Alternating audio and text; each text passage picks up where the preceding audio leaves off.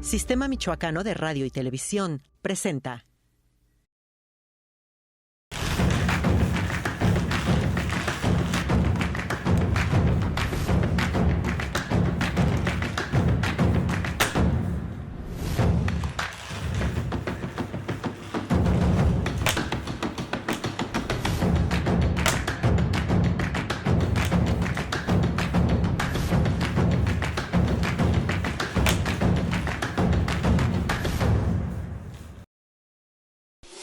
Hoy con nosotros Juan Carlos Vega, autor del libro El Águila y el Dragón en Mula de 6 del Sistema Michoacano, en donde hablaremos sobre la importancia de China en Michoacán y viceversa, de Michoacán hacia China, sobre todo la cuestión del aguacate.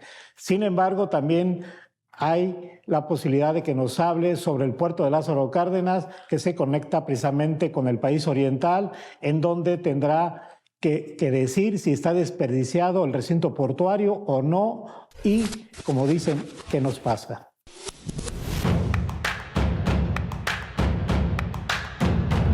Juan Carlos Vega, bienvenido, gracias por estar aquí. Muchísimas gracias, muchas gracias, Samuel, a todos los televidentes del Sistema Michoacano. Un gusto estar contigo en Mula de 6, un honor participar, formar parte de esta serie de programas y contento de estar aquí. Pues muchas gracias por la invitación. Vamos a nosotros argumentar, a justificar el por qué tienes autoridad para hablar sobre, digamos, una relación China-México, pero en particular Michoacán, y por qué tenemos una gran capacidad, pero también un gran potencial para acelerar un intercambio de carácter comercial y de otras áreas, en particular China con Michoacán. Antes que nada, échame la mano y danos a conocer tu trayectoria profesional. Gracias. Samuel, soy licenciado en Relaciones Internacionales con maestría en Ciencia Política. Tuve la oportunidad de formar parte del grupo de michoacanos que estuvieron en la República Popular China del 2006 el esfuerzo fue del 2005 al 2011. Yo estuve en la cuarta generación del Programa Nacional de Formación de Negocios México-China, donde a lo largo de estos años, 83 michoacanos fuimos parte de este esfuerzo gubernamental por formar perfiles jóvenes en ese momento, con especialidad, con relación en las materias de economía, relaciones internacionales, comercio exterior, para entender la cultura china. En un primer momento la idea implicaba formarnos en el idioma chino mandarín, pero también tener capacitaciones en economía, cultura y comercio con la República Popular China, de tal suerte que a lo largo de 2 años que duró este programa tuvimos oportunidad no solamente de pegarle duro al chino mandarín en las 4 habilidades que es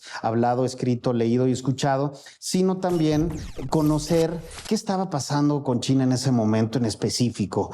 Muchos años han pasado desde entonces, pero finalmente la tendencia en términos de exponer productos, sobre todo alimentos y bebidas mexicanos, michoacanos, incluso en ferias, exposiciones, pabellones en diversas partes del territorio chino, pues nos dio la oportunidad de aprender, nos dio la oportunidad de experimentar en carne propia cómo era en ese entonces el comercio exterior. Es por eso que a la vuelta de los años y destacando que el año pasado, Samuel, en febrero del año pasado se cumplieron 50 años del establecimiento de relaciones diplomáticas entre México y China. Es ahí donde nace el Águila del Dragón. Entonces, es por eso que a lo largo de estos años nos hemos dedicado, entre otras cosas, tuvimos ahí una oportunidad de participar en el servicio público, pero el año pasado retomamos en forma de esta publicación nuestra experiencia entre China, Michoacán, y es así como ve la luz el Águila y el Dragón. ¿Nos puedes desplegar rápidamente cuál es el vínculo China-Michoacán? Por supuesto, independientemente del esfuerzo que se realizó hace algunas administraciones con este grupo de jóvenes que fuimos becados a China, hay una historia muy interesante, Samuel, que a mí me gusta comentar porque, y de hecho también la manifestamos en el libro, hablando del 50 aniversario del establecimiento de relaciones diplomáticas México-China, a los pocos meses de que se firma este memorando de entendimiento que da pie a el establecimiento de relaciones diplomáticas, una michoacana directa, doña Amalia Solórzano de Cárdenas, acude con una delegación de alrededor de 25 mexicanos, de los cuales curiosamente la mayoría eran michoacanos, por cierto, como ella. Acudieron en una misión de conocimiento, de amistad a China. Esto fue en mayo de 1972, donde fueron recibidos por la esposa del ministro de Economía, el señor Zhou Enlai, y en el ámbito de esta gira de trabajo, pues doña Amalia conoció cuáles eran las particularidades de la educación en aquel momento en China.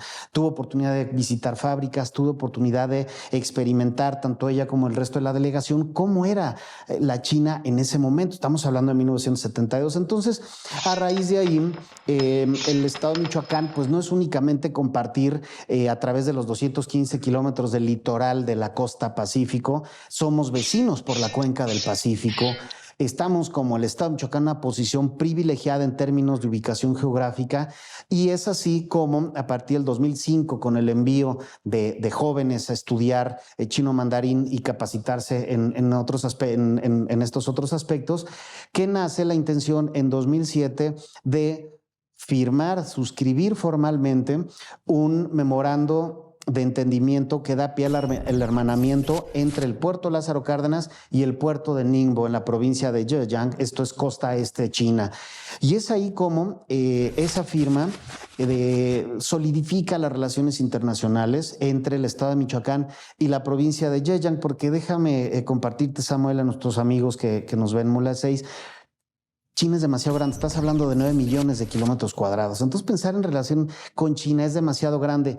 Los gobiernos subnacionales, en el caso del estado de Michoacán, deben enfocarse hacia tender puentes políticos, diplomáticos que devienen en acuerdos comerciales, económicos, culturales y educativos con ciertas provincias. Entonces, es por eso la importancia que radica de formalizar, de que en su momento se tomó en cuenta la formalización de las relaciones con la suscripción de este memorando, de este acuerdo de hermanamiento entre Puerto Lázaro Cárdenas y Puerto de Ningbo, para justamente solidificar estas relaciones. Entonces, a partir de ese momento, insisto, no únicamente compartimos el aspecto geográfico del Océano Pacífico, sino pues ya damos pie a avanzar en la consecución, en la conformación de una amistad más sólida con China, sí, pero particularmente con la provincia de Zhejiang.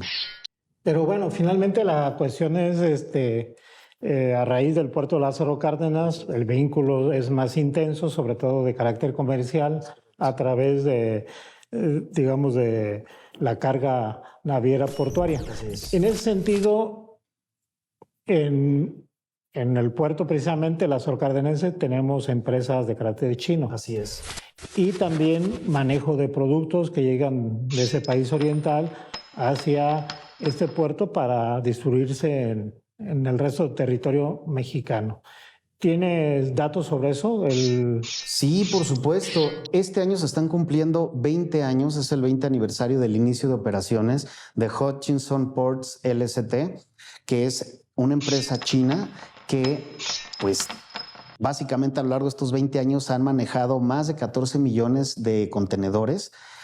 Y estamos hablando de que Michoacán es la puerta de entrada de Asia, valga la redundancia, hacia el mercado más grande prácticamente del planeta, porque estamos hablando de que tanto México como Estados Unidos y Canadá, a través de lo que anteriormente era conocido como el Telecán, ahora Temec, justamente el puerto Lázaro Cárdenas es un nodo de interconectividad fundamental para el trasiego de mercancías, es decir, y así se ha entendido a lo largo de la historia del puerto en estos 20 años que Hutchinson ha desarrollado sus actividades.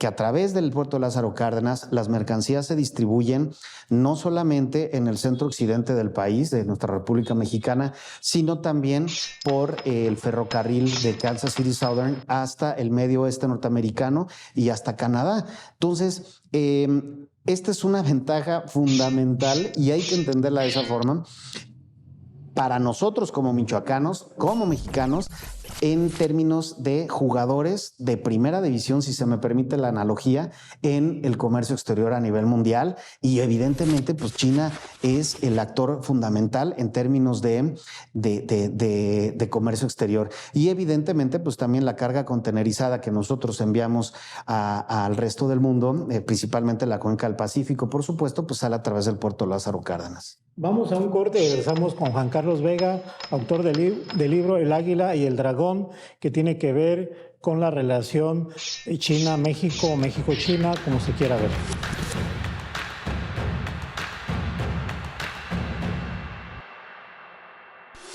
Y bueno, estábamos y vamos a hablar sobre una gran empresa que está, China, que está en el puerto Lázaro Cárdenas, en el puerto michoacano. ¿Hay otro tipo de empresas que estén ahí asentadas o es la única? Es el referente, Samuel. Yo te diría que Hutchinson Ports no únicamente tiene operaciones en Puerto Lázaro Cárdenas, es una empresa de clase mundial, tiene operaciones en Singapur, en Hong Kong, etcétera, pero en particular el potencial que implica esta empresa aquí en Lázaro Cárdenas, tú estás hablando de que tienen 8 estaciones de grúa que permiten la descarga de buques Super Post Panamax, que son los cargueros más grandes del mundo, y lo tenemos aquí en el estado de Michoacán. Entonces, en relación a las empresas chinas asentadas, pues sin duda alguna es el referente. Ahora, ¿qué es lo que se busca?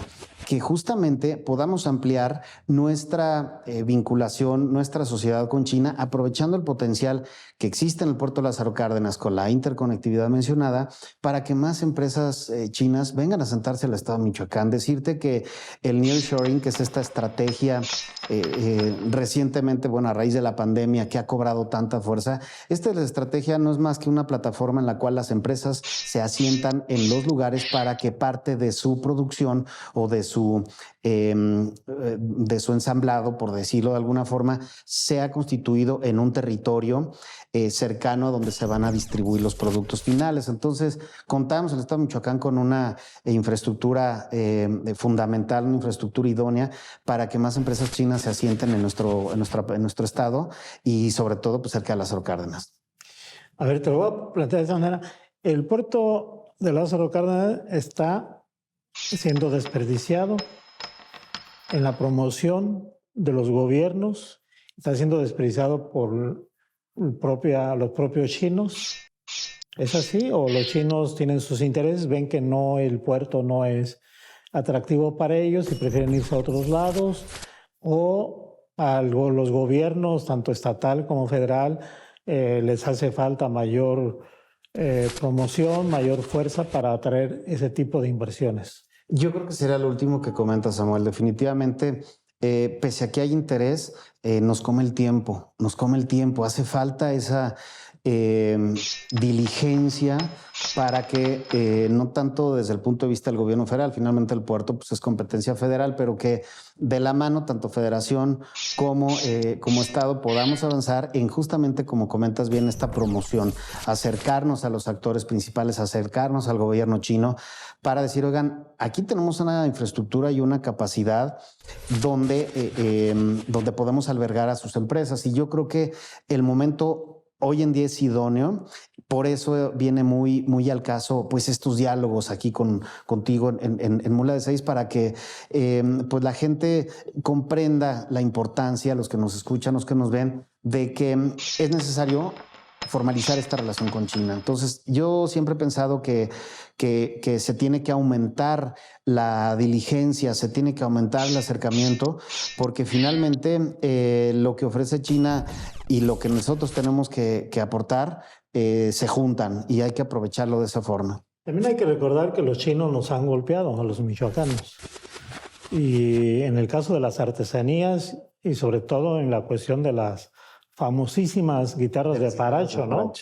Sí, bueno, finalmente hay que entender que los chinos son comerciantes por naturaleza.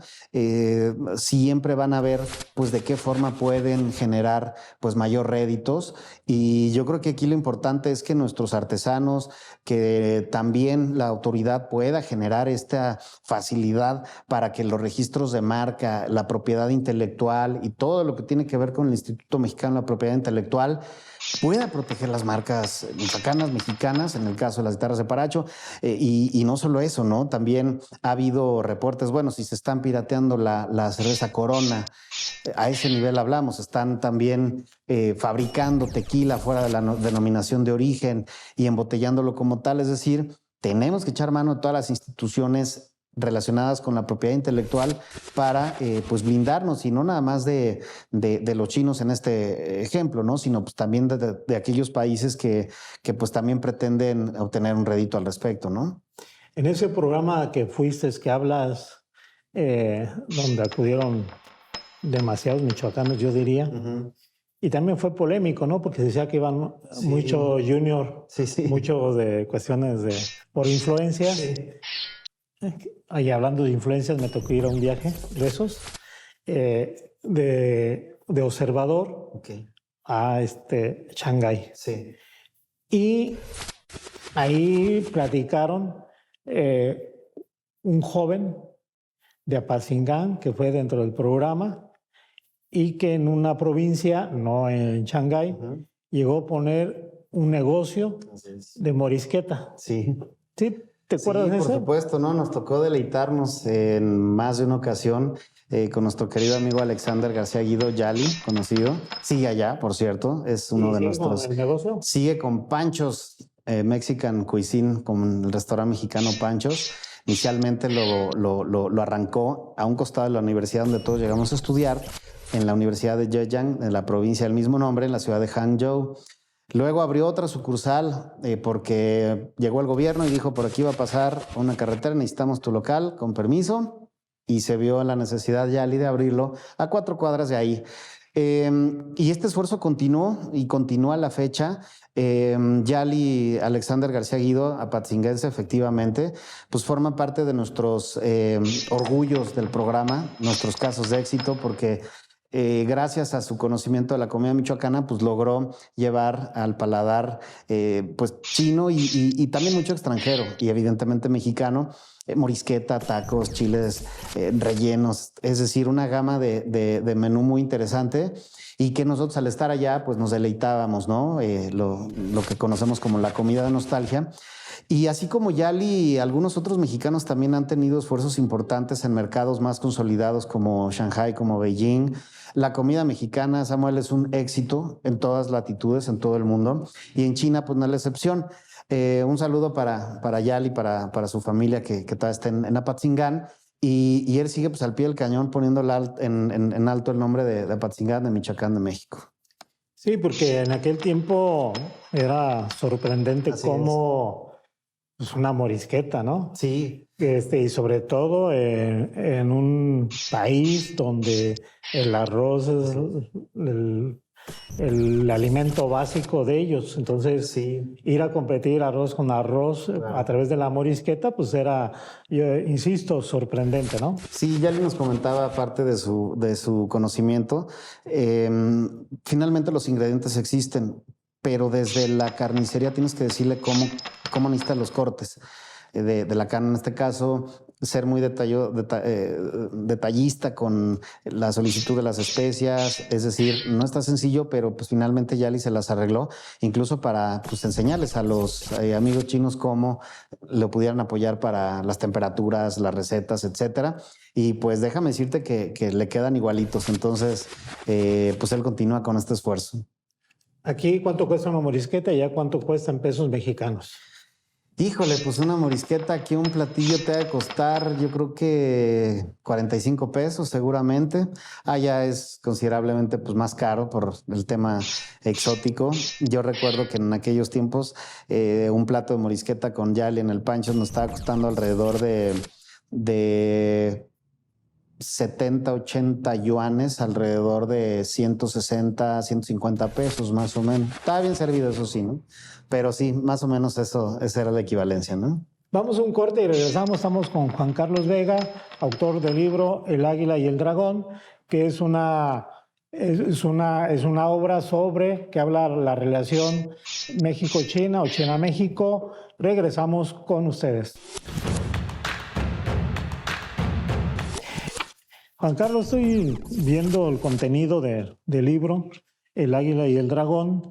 Pues son muchos, digamos, capítulos. No son, bueno, son 5, 4, pero son con muchos referentes. Así es. Y bueno, ¿tú aprendiste el mandarín chino?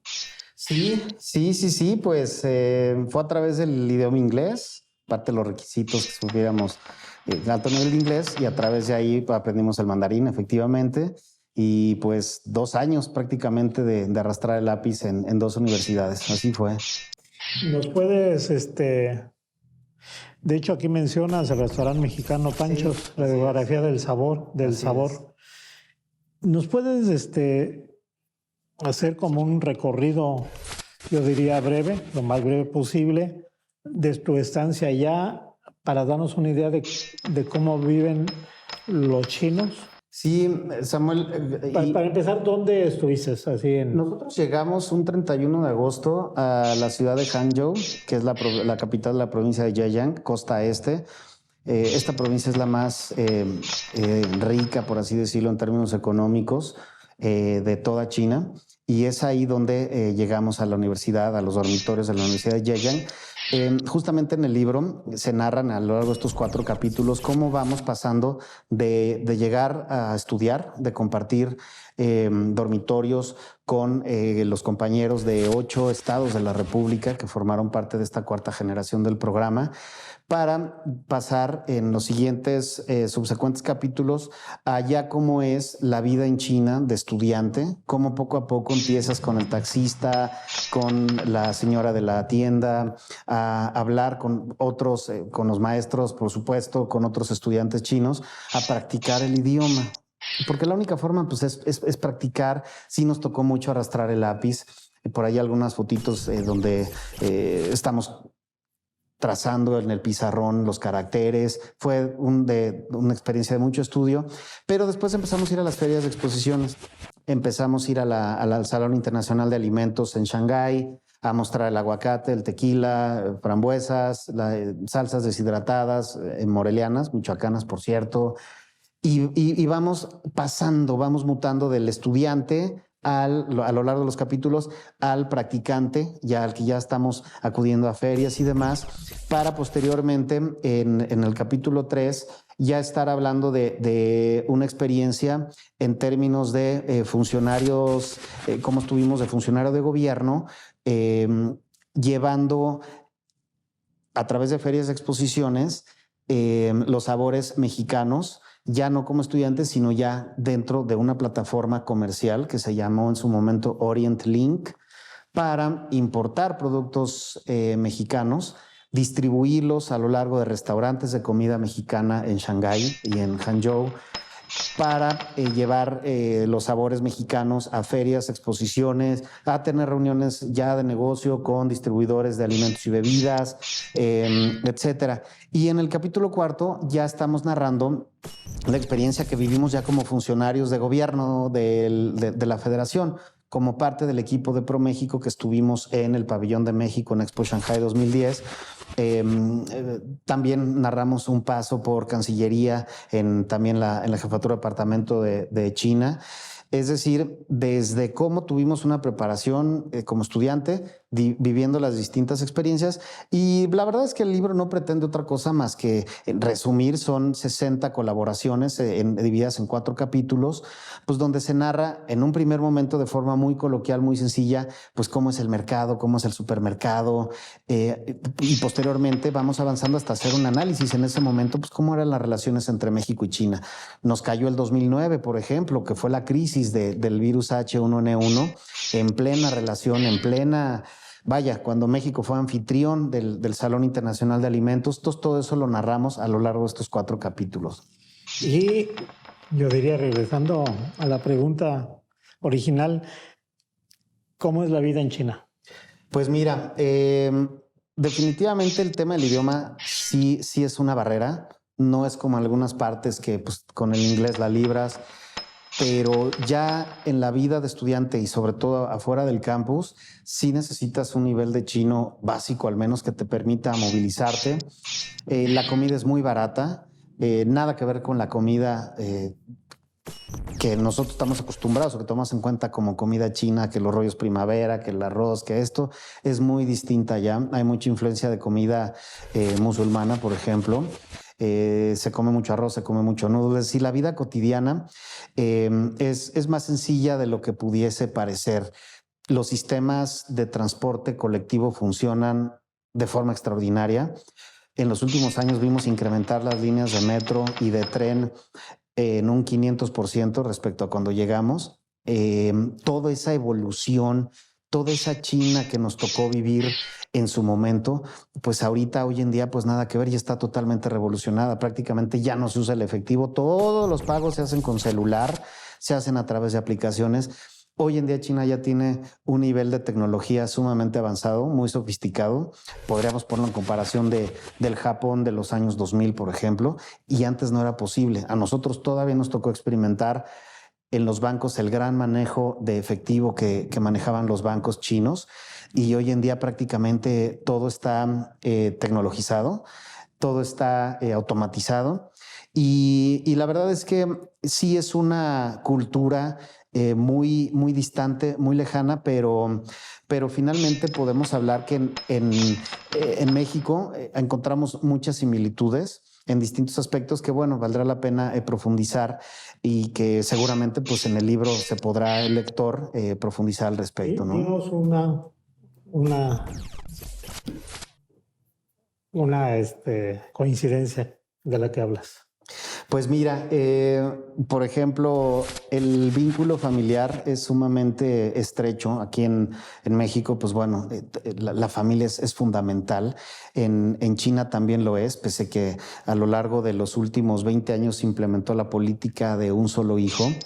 Las familias chinas siguen estando muy unidas, y yo encontré en mi experiencia a lo largo de esos casi 4 años que existe esta similitud, esta coincidencia. Todo tiene que ver alrededor de familia y de sentarse a la mesa. Esa es parte de las coincidencias culturales que nos llamó mucho la atención, y que finalmente la gente que tiene interés en profundizar, aquellos jóvenes o profesionistas que tienen interés en profundizar en la cultura china, en estar becados, en aprovechar las oportunidades que hay, pues sí tienen que tener en consideración que sí, de entrada sí hay un choque cultural bastante importante, pero que finalmente permite llevar a cabo el desarrollo de metas y propósitos que cada quien se pone al acudir a China a estudiar, a trabajar, ¿no? En esa época que estás hablando, que fuiste tú, recuerdo, lo voy a decir de esta manera, sí, pero son manadas de bicicletas, sí, de ciclistas, pero enormes, un hormiguero, sí, hormigueo impresionante, que estaba por encima vehicular, pero en aquel tiempo ya empezaban a estar en masificarse los vehículos. así es. El tráfico vehicular, y que antes no era más Correcto. los ciclistas, ¿sí? Sí, por supuesto. A ver, aquí hay que hacer un poquito de memoria, porque cuando China da el gran salto, estamos hablando de 1970, 71, cuando cambia su modelo económico, pues el chino prácticamente saltó de la bicicleta al Audi negro A6. Fue impresionante ver cómo esa evolución, el aumento en la riqueza, el aumento en la generación de la explosión económica, pues efectivamente te da a que la parte urbana, en términos de vivienda vertical, se exponenció totalmente. Y en las grandes urbes, nosotros cuando llegamos a Hangzhou, era una ciudad mediana de 6 millones de habitantes. Ahorita hay alrededor de 10 millones de habitantes en Hangzhou. Vamos a un corte, perdón. Muy bien, sí. Vamos a un corte y regresamos con ustedes. Correcto. Estamos con Juan Carlos Vega, autor del libro El Águila y el Dragón, que tiene que ver la relación México-China, sobre todo, digámoslo, como un laboratorio de emprendedores, de jóvenes emprendedores en el país oriental. Estamos hablando, Juan Carlos Vega, sobre ese salto que se dio, sí, iba a decir, de bicicleteros. Sí, totalmente. La mancha urbana implica un gran desplazamiento de personas y evidentemente pues la bicicleta hoy por hoy sigue siendo el medio de transporte que más utilizan las grandes urbes. Estamos hablando de Beijing, Shanghái, Hong Kong, Chengdu, Jinan, vaya, este tipo de grandes urbes. A ver, estamos hablando de que el municipio más grande del mundo, que lo constituye Chengdu, la capital de la famosa provincia de Sichuan, donde está el panda, pues es un municipio de 23 millones de habitantes, ¿no? Entonces, evidentemente la mancha urbana pues, requiere el uso de la bicicleta como el principal transporte, pero es bien interesante también cómo se han incrementado las líneas de metro, por ejemplo, se han incrementado las líneas de tren, y no nada más de tren, sino de trenes rápidos o súper rápidos. Es decir, China ya no es lo que era antes y ha tenido este gran salto también en base a las decisiones que ha tomado el Comité Central del Partido Comunista en las decisiones de corte político, como es poner una unidad habitacional, como poner una línea de metro. Pues se hacen porque se hacen, ¿no? Entonces, no hay lugar para sindicatos, no hay lugar para Comisión de Derechos Humanos, no hay lugar, las cosas, porque se entiende que es en bien de la ciudadanía, en bien de la mayor cantidad de gente. Entonces, pues esto le ha permitido a China pues evolucionar a pasos agigantados en términos económicos, en términos comerciales, ¿no? No, me queda claro que las medidas son autoritarias, o sea, no hacen caso de derechos humanos, nada, imponen, porque además hay que recordar que en China la planificación es una gran base de desarrollo, pero además se respeta y no es una planificación de 5, de 6 años, de un sexenio, de un gobierno. Es a largo plazo, mediano y largo plazo. Es correcto. Y no hay nada que pueda modificarse ese tipo de planeación. Es correcto. Yo fui al Instituto de Planeación en Shanghái. Shanghái, el museo, sí. Y también en Shanghái viví una experiencia, como tú dices, los Audis eran los carros, sí, y veías gente que medio sabía manejar. No, terrible. Y había choques cada 2, 3 cuadras. Pero como las avenidas, las calles son muy amplias, no detenían en demasía el tráfico. Así es. Pero lo más curioso es que se aglomeraban los chinos, uno de cada vehículo, discutían, llegaba gente mirona, peatonal, y discutían, y llegaban gente, viejos, adultos mayores, discutían, llegaban los policías, discutían, era un discutidero, valga la expresión, de tal manera que al final los policías le preguntaban a los adultos mayores qué opinaban, y en base a eso tomaban la decisión de a quién sancionar. Pero una legata. Sí, una chismorrera, ¿no? Todos se juntaban ahí. Sí, hay una gran veneración por la senectud, por la tercera edad, un respeto absoluto. De ahí que incluso parte de la educación de los niños se hacen cargo los abuelos. De ahí el síndrome del pequeño emperador. ¿Por qué? Porque pues, el abuelo chiquea y consiente a los chamacos en lo que los papá y mamá trabajan. Entonces el abuelo es muy, muy permisivo. Entonces crecen generaciones de niños chinos pues sin límites, ¿no? Entonces, porque el abuelo los consiente. Y bien como dices, esa es una situación que se lleva cotidiana, recurrente en la parte ya de la sociedad, de la convivencia urbana en los principales centros. Pero y como esa, pues hay muchas. Qué bueno que tuviste pues, la experiencia de vivir todo eso, ¿no? Y también voy a contar otra, aprovechando. Fui a lo que le llaman el basurero, que está al final del metro, sí, o del tren, donde venden todo tipo de productos chinos. Sí, así es. Y yo fui con Ricardo Rubí, en ese tiempo empresario. Buen amigo, sí. Y te dicen, ¿cuánto cuesta esos lentes? Sí. En pesos mexicanos, 100 pesos te dicen. Y te resistes y te dicen, no, 80, deme 70. Sí. Y cuando me dijeron, deme 70, están descontando 30 y le hablé a Ricardo Rubí para que negociara. Nos dejaron en 25 pesos. Y a ellos les costaron 2, ¿no? Sí, es parte, y hay que decirlo, a ver, es parte de la cultura del folclore cuando vamos a China. Digo, el regateo es fundamental, el acudir a ese tipo de centros comerciales, de todo lo que tiene que ver con lo fake.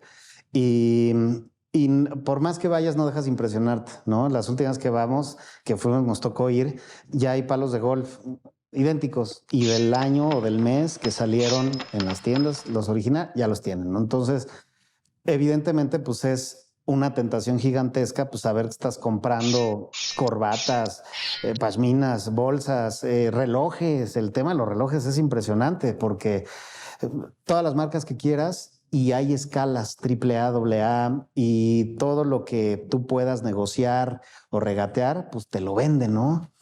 Y es muy interesante porque es parte de la experiencia, pues ir al fake market y poder regatear y todo eso, pero a sabiendas que por más que regatees, pues siempre te van a decir, oye, pero ¿por qué pagaste tanto, no? ¿Cómo que pagué tanto si le bajé el 30, el 40, el 60%? Pues sí, pero no, hombre, a este le hubieras dado tanto. Y al final, pues te haces de cosas que en el momento que llegas a México al mes, pues dejan de funcionar o no jalan, qué sé yo, pero es parte de la experiencia y pues sí, también qué bueno que pudiste vivir eso, ¿no? Lo voy a decir, en aquel tiempo se hablaba de la exportación de México, sobre todo de Michoacán, del aguacate al mercado chino. Uh-huh. Pero es más, para mí, más propaganda yo diría propaganda, más que publicidad de los gobiernos de Michoacán y federal en aquel tiempo, porque no era tan cierto, porque uno decía, es que ya van tantas toneladas al mercado chino. Pero cuando vas a las tiendas o a los mercados chinos, habían 2 kilos, 1 kilo de aguacate, sí, pero no había más. Así es. Y luego había aguacates de otro país, y el mexicano, el michoacano no aparecía. La pregunta es, ¿qué productos michoacanos se veían allá en China en los aparadores, centros comerciales? Michoacanos como tal, no. El tema del aguacate, que es lo más cercano, sí es un tema que vale la pena manifestar porque nos dedicamos mucho tiempo a ese tema. Tuvimos oportunidad de participar en expos, ferias, tuvimos oportunidad de realizar propuestas comerciales a muchos productores, tanto del estado de Michoacán como de Jalisco. Y déjame decirte, Samuel, que es un tema de negocios, es un tema de pesos y centavos. Hay disposición por parte de la PEAM, de la Asociación de Productores Exportadores Empacadores de Aguacate Michoacán, de expandir el mercado.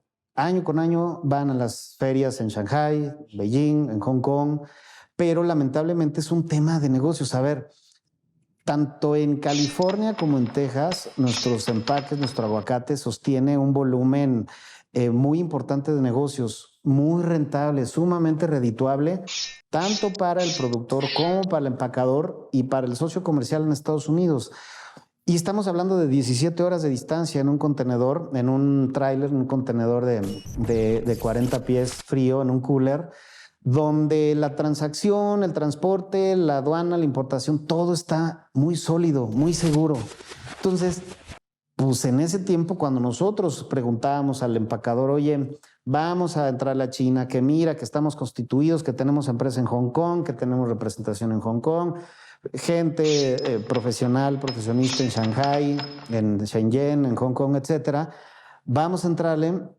Juan Carlos, ¿sabes qué? Lo que pasa es que, a ver, tú estás hablando de comprarme 2 contenedores al mes y yo estoy mandando 17 contenedores a California cada 2 días. Entonces, y aparte, pues acá estás hablando de 3 semanas de mar, de Océano Pacífico, más los riesgos inherentes al transporte, que falle el cooler, que falle el frío, la desaduanización, que la gente aduanal no cumpla en tiempo y forma, es decir, muchas partes móviles. Entonces, Es un tema, todavía es un reto la introducción del aguacate michoacano, sobre todo en los volúmenes pues, que todos esperaríamos. Sí hay aguacate, sí encuentras aguacate en Shanghai, Beijing, Hong Kong. En grandes establecimientos los encuentras de marcas como Mission, Calavo, de los grandes, Colimán, pero no los volúmenes que esperábamos, porque la verdad es que el mercado norteamericano es demasiado jugoso, demasiado provechoso, y entonces es complicado competir así, ¿no? Vamos a otro corte y Muy estamos bien. ya entrando a la parte final de esta entrevista con Juan Carlos Vega, autor del libro Águila y el Dragón. Insisto que tiene que ver con su residencia en China para lograr ser un emprendedor en la negociación precisamente México-China. Juan Carlos, vamos aterrizando ideas. El puerto de Lázaro Cárdenas, en base al tráfico de mercancía con China, está siendo desperdiciado. No es para la capacidad que tiene el puerto para lo que llega de China. ¿Así es? Yo creo que sí, Samuel. Tenemos que Estado, Federación, impulsar, traer a esta inversión, generar las condiciones para que las empresas chinas se asienten en el puerto de Lázaro Cárdenas. Definitivamente es un tema de acercamiento, de sensibilidad política, diplomática, yo te lo diría. Es fundamental que el embajador, el excelentísimo embajador Yang Run, que tiene 6 meses en México, anteriormente fue embajador en República Dominicana, y ha mostrado un activismo y un dinamismo impresionante. Ha visitado Puebla, Nuevo León, recientemente estuvo en Oaxaca. Tiene que venir el embajador de China en México a conocer Michoacán, a conocer el puerto de Lázaro Cárdenas, a sostener reuniones de trabajo con el sector productivo, con nuestras autoridades, pues para mostrar el potencial del Estado de Michoacán, y el momento es ahora. Pero no se ve tampoco mucha inquietud de los gobiernos por atraer inversiones chinas. No, yo no lo veo, no lo... Hay avances importantes. Yo creo que Claudio Méndez ha tenido la sensibilidad como secretario de Desarrollo Económico suficiente para generar estos mecanismos, estos acercamientos. Insisto, el nearshoring, como comentamos en unos segmentos, es una parte fundamental que se debe aprovechar y generar, insisto, estas condiciones.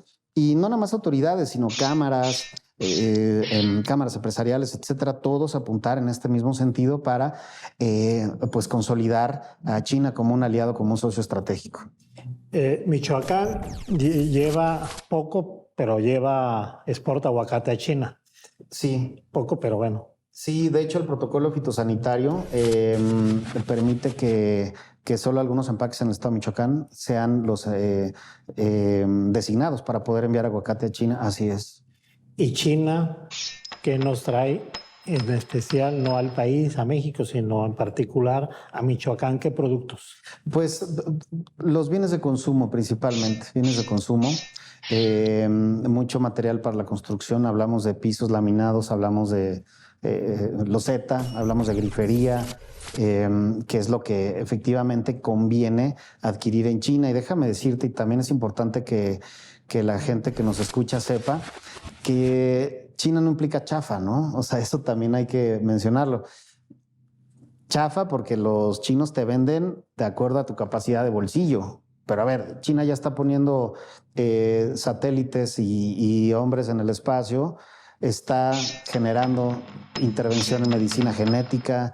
Es decir, China ya a nivel científico-tecnológico está en otro nivel. Entonces, pues hablar de mercancía chafa China, pues yo creo que es un tema también de no solamente de cierta ignorancia, sino también de falta de conocimiento de que China pues te puede vender la calidad que tú estés dispuesto a pagar, ¿no? No, pero yo creo que China nos está inundando de mercancía chafa. O sea, sí. Es evidente porque pues, la gente pobre no tiene el recurso para comprar otro tipo de cosas, prefiere comprar carritos de esos chinos. Sí. Y al día siguiente ya están ¿no? Ya no funcionan. Claro. Pero bueno, sí, no, pues eso siempre va a seguir. Hay muchos intereses de adquisición sí me queda claro, de mercancía de mala calidad que pues llega. Así es. Lo que me queda claro es que China, lo que me han dicho, he leído, que China transita más bien de una producción masiva, cuantitativa, a una producción masiva cualitativa, es decir, ya va para que sea una potencia que exporte productos de calidad. Así es, de alta manufactura, y pues simplemente pues los teléfonos inteligentes que tenemos se fabrican en China, y hablo de iPhone, etcétera, y hay marcas como Apple, como Huawei, que ya tienen importantes segmentos de calidad en la telefonía, e incluso ya tienen representación en oficinas en México. Entonces, hay ejemplos de empresas, de compañías chinas que ya están sumamente solidificados, incluso en aspectos o en rubros tan específicos como el sector de telecomunicaciones, ¿no? Ya entrando ya a la fase final de la entrevista, ¿la lectura no es pesada? No, la verdad es que está muy sencilla, Samuel. Son 60 componentes de cómo vamos cronológicamente nuestro desarrollo, llevando a cabo nuestro desarrollo en China, insisto, del estudiante al que experimenta en ferias y exposiciones, y al comercializador y al funcionario de gobierno. Y la verdad es que es una lectura muy sencilla, muy coloquial, pero que pretende, sin ningún afán, pretencioso, de transmitirle al lector interesado en la relación México-China, Michoacán-China, cómo era la China en ese momento vista a través de los ojos de un estudiante y posteriormente hasta llegar a un funcionario de gobierno, ¿no? Aquí llama la atención del caso que ya hablamos del restaurante mexicano Panchos, radiografía del sabor, sí, que es impulsado por un michoacano. Así es. ¿Hay otro caso de otro michoacano que esté presente allá? Bueno, Carlos González, a ratos, tiene 15 años viviendo, mi querido amigo, mi compadre el Chiva. Carlos González lleva ya viviendo 15 años. Él tiene una empresa, vive con su esposa mexicana Jennifer Patton, tiene 2 hijos que ambos han nacido en China, y pues está totalmente comprometido a la relación comercial entre México y China. Ha tenido un exitoso desarrollo a lo largo de su carrera como profesionista en la República Popular China. Y él como michoacano, hay otros michoacanos también haciendo importantes esfuerzos, sobre todo desde el ámbito comercial. Pero yo destacaría definitivamente la labor de Carlos González y de Alexander García Guido. Y pues sí, manifestarte también que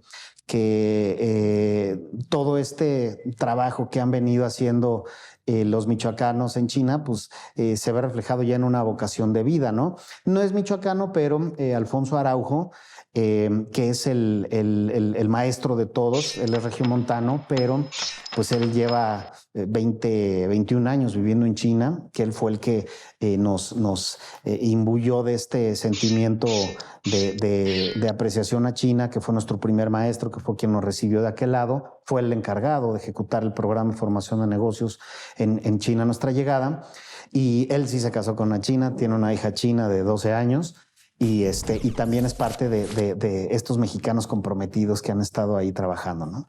¿Otro michoacano, no regiomontano? Pues mira, yo quisiera pues también destacar la labor de Óscar Nagore. Óscar Nagore es un moreliano, amigo también, que lleva una trayectoria impecable, pero él es en el sector de los vinos y licores. Él recientemente, o más bien en el momento en que termina su programa, se incorpora a la ¿cómo se llamará? A la vinícola, a la distribuidora internacional de vinos y licores Pernod Ricard, que es la que lleva marcas como Moet Chandon, etcétera. Y él lleva una trayectoria impecable, siendo director para la marca en Shanghái, que no es poca cosa, y es moreliano, Óscar Nagore. Ricardo Torres Tocaben, quien ya lleva algunos años acá en Morelia, pero también estuvo alrededor de 10, 12 años trabajando en Hangzhou, coordinando el programa. Y yo te diría que pues son de los ejemplos más emblemáticos, sin descartar a Minerva Hernández, que ella lleva el programa de chino mandarín en la Universidad Michoacana aquí en la ciudad de Morelia. Nuestro amigo Pepe, olvidé su apellido, pero también está haciendo un trabajo importante en cuestión académica aquí en Morelia.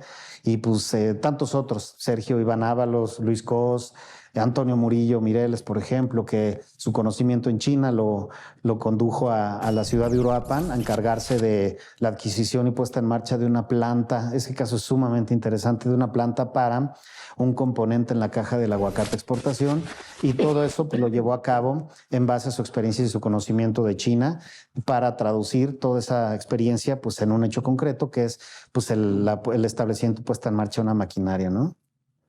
Yo creo que esos casos son los más emblemáticos, ¿no? Yo te diría. Bueno, llegamos a la parte final. Juan Carlos, te agradecemos. No, el agradecido soy yo, Samuel. Es un gusto. Y Lago de Tos. Sí, participar aquí en Mula de 6. Gracias a todo tu equipo y gracias a ti por la sensibilidad mostrada en la relación Michoacán-China. Y pues como mensaje, pues de dejar que vale la pena formalizar esta alianza con China. Vale la pena. Así es, y pues que podamos, que venga el embajador a Michoacán y que pues las autoridades hagan todo lo posible porque la alianza Michoacán-China sea una realidad, ¿no? Vamos a hacer un esfuerzo por terminar el programa. Gracias. Estábamos en Mula de 6 con Juan Carlos Vega, autor del libro El Águila y el Dragón. Muchas gracias.